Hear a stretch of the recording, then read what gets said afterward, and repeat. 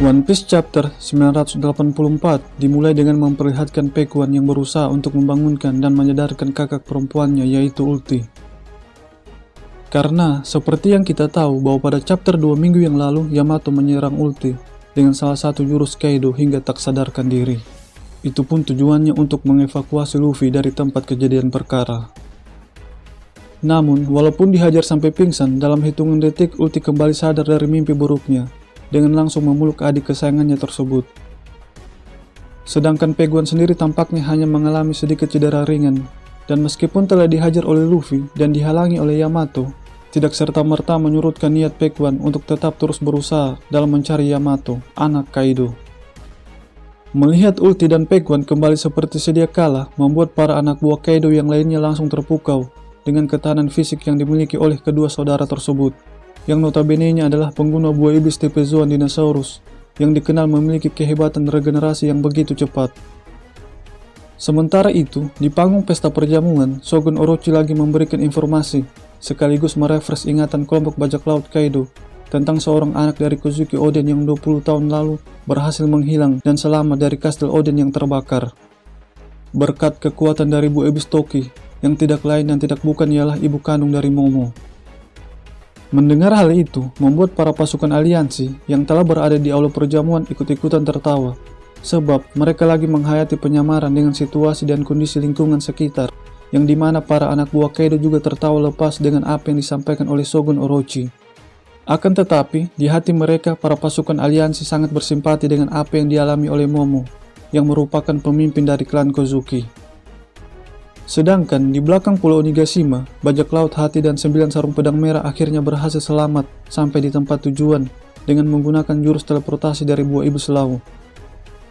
Dan tiba-tiba dari arah langit, Nekomomushi terjun bebas ke daratan, disusul dengan kedatangan Marco, lalu si anak hilang yaitu Izo. Terhitung sudah 30 tahun lamanya Izo tidak pulang kampung ke negeri Wano. Yang jadi pertanyaannya, mengapa sebelum dan setelah kematian Shirohige, Izo tidak memutuskan untuk kembali ke negeri Wano? Ada dua kemungkinan mengapa itu terjadi. Yang pertama, pada chapter 968, Oden menitip pesan kepada Roger sebelum berpisah, agar Izo menjaga Shirokichi untukku. Yang kedua, di negeri Wano terdapat sebuah peraturan, bagi siapa saja yang telah meninggalkan negeri tersebut, mereka akan dicap sebagai kriminal. Jadi, kurasa atas dasar dua alasan itulah mengapa Izo menjadi Bang Toib. Yang jadi pertanyaan selanjutnya adalah bayangan apa yang dilihat oleh Marco di laut? Kemungkinan besar bayangan itu adalah bayangan dari Perospero yang sedang menuju Onigashima. Panel berpindah kembali ke panggung pesta perjamuan, yaitu Kaido berinisiatif agar eksekusi Momo berjalan dengan menarik. Mungkin Momo akan dieksekusi dengan cara yang sama seperti ayahnya. Atau jangan-jangan Momo akan menjadi sasaran lemparan benda tajam dari bawahan Kaido. Namun, selain hal tersebut, terdapat juga agenda tentang rencana baru Onigashima, yang pasti ada kaitannya dengan terbentuknya aliansi Yonko, yaitu untuk menguasai dunia, seperti perkataan mereka berdua pada chapter 954. Luffy, yang tadinya menolak tawaran Yamato untuk berbicara selama 5 detik, akhirnya luluh dan menyempatkan waktu untuk berbicara dengannya. Dan kita dikejutkan oleh identitas asli Yamato, yang kita kira semua adalah seorang laki-laki. Tapi ternyata dia adalah seorang perempuan. Saya salah seorang yang meyakini bahwa Yamato adalah wanita tulen. Karena di kotak perkenalannya dikatakan sebagai putri Kaido. Tapi, mengapa Kaido menyebutnya sebagai putraku? Mungkin Kaido pada dasarnya menginginkan anak laki-laki, tapi harapannya tidak sesuai dengan kenyataan. Atau mungkin Yamato lebih suka dipanggil putra, apalagi Yamato ingin menjadi laki-laki kebalikan dari Okiku. Jadi, sebagai ayah yang sayang anak, ia menuruti kemauan anaknya tersebut.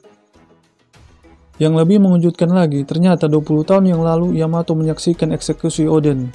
Setelah melihat perjuangan Oden, membuatnya begitu mengaguminya, hingga ia berhasil menemukan buku harian perjalanan Oden selama berpetualangan menjadi bajak laut. Itu artinya Yamato tahu tentang segala sesuatu yang berkaitan tentang rahasia dunia. Dan yang membuat Luffy sangat terkejut bahwa ternyata Yamato pernah bertemu dengan Ace. Seperti yang kita tahu sendiri bahwa sebelum bergabung dengan Shirohige, Ace pernah terdampar di negeri Wano dan tinggal di salah satu desa Kuri, yaitu desa Amigasa. Jadi, selama terdampar itulah Yamato bertemu dengan Ace dan terlibat pertarungan, seperti perkataan Yamato ketika diserang oleh Luffy, yang mengingatkannya pada seseorang. Seseorang yang dimaksud oleh Yamato pastilah adalah Ace. Chapter kali ini bisa dikatakan wow, karena Oda berhasil menipu para fansnya, yang tadinya mengira bahwa Yamato adalah laki-laki, tapi ternyata dia adalah seorang wanita, yang ingin menjadi laki-laki seperti Oden, dan mempunyai cita-cita ingin membuka perbatasan negeri Wano, sama halnya dengan keinginan para 9 sarung pedang merah yang lainnya. Demikianlah review pada chapter kali ini. Bagi teman-teman yang telah menonton video ini, kritik dan sarannya akan selalu diterima. Dan terima kasih banyak atas dukungannya.